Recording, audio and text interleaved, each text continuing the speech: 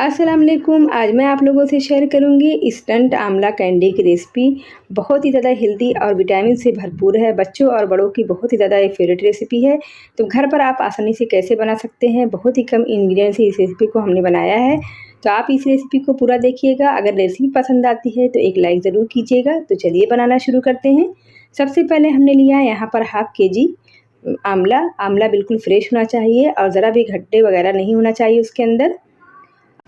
अगर आपके पास स्टीमर है तो आप स्टीमर में ही इसको रख के स्टीम कर सकते हैं। अगर नहीं है तो पतीले में थोड़ा पानी डालकर उसके ऊपर आप छन्नी रख कर अच्छे से उसे स्टीम कर लीजिए, तो आपका स्टीमर तैयार हो जाएगा।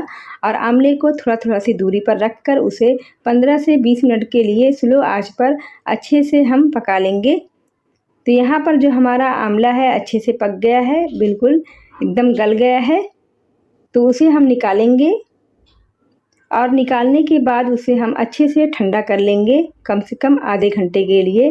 ठंडा करने के बाद ही इसका बीज हम निकालेंगे। तो आंवला अच्छे से हमारा ठंडा हो गया है। अब उसके बीज को हम अलग कर लेंगे और उसके पल्प को हम अलग कर लेंगे। तो बहुत ही ज़्यादा आसानी से निकल जाता है, बहुत ज़्यादा मेहनत करने की ज़रूरत नहीं होती है। तो सारे आंवले के बीज को हमने अलग कर लिया है। अब मिक्सी का हम जार लेंगे और उसके अंदर हम जो हमने पल्प निकाला है उसको बिल्कुल महीन सा हमें पीस लेना है। और उसके अंदर ध्यान ये रखना है कि आपको पानी बिल्कुल भी नहीं डालना है।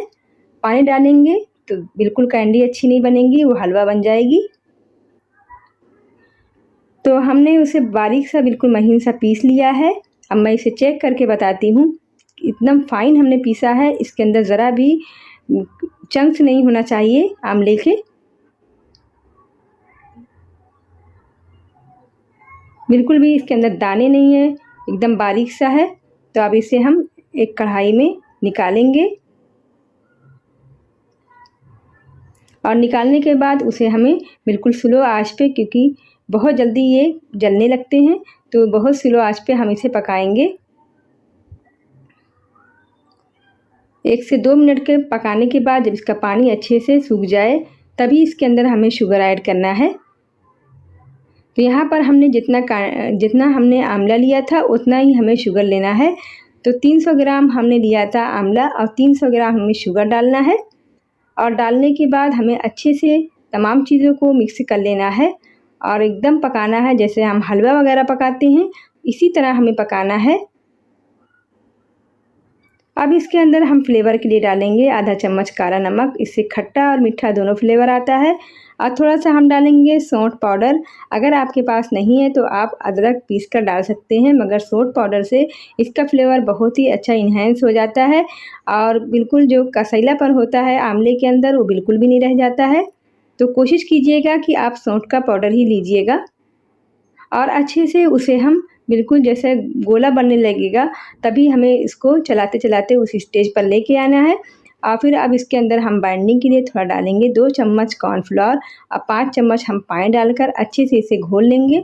और इसके अंदर ज़रा भी गुठली नहीं होना चाहिए। और थोड़ा थोड़ा डालकर हम अच्छे से इसे मिलाएंगे।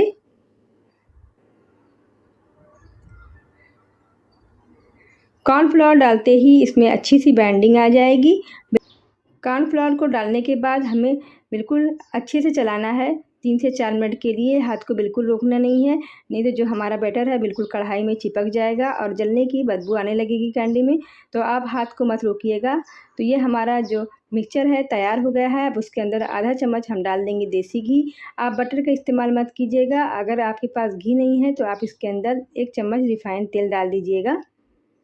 तो मिक्सचर जो है हमारा तैयार हो गया है, बिल्कुल गोले जैसा बनने लगा है। अब ये सेट होने के लिए रेडी है। अब हम एक लेंगे, कोई सा भी मोल्ड लेना है, उसके अंदर लगा देना है बटर पेपर या आप घी लगा दीजिए। अब उसके अंदर हम बैटर को ट्रांसफ़र कर देंगे और उसे हम आधे घंटे के लिए सेट होने के लिए छोड़ देंगे। जब तक कि ठंडा ना हो जाए तब तक कि आपको कट बिल्कुल नहीं करना है, नहीं तो उसकी कटिंग बराबर नहीं होगी। तो यहाँ पर हमने कट करके सारी कैंडी को हमने अलग कर लिया है। और बहुत ज़्यादा टेस्टी और बहुत ज़्यादा चटपटी बनी है।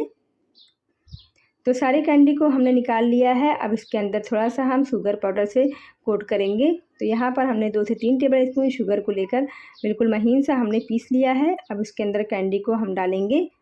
तो बिल्कुल मार्केट जैसे तैयार हुई है, लगती है ना बिल्कुल मार्केट जैसी। तो आप लोग घर पे ज़रूर ट्राई कीजिएगा, बच्चों की बहुत ही ज़्यादा फ़ेवरेट होती है।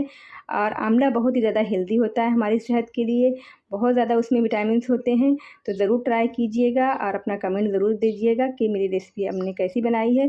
फैमिली और फ्रेंड में ज़रूर शेयर कीजिएगा। इंशाल्लाह फिर मैं हाज़िर होंगी एक नई रेसिपी के साथ। तब तक के अपनी दुआ में मुझे याद रखिएगा।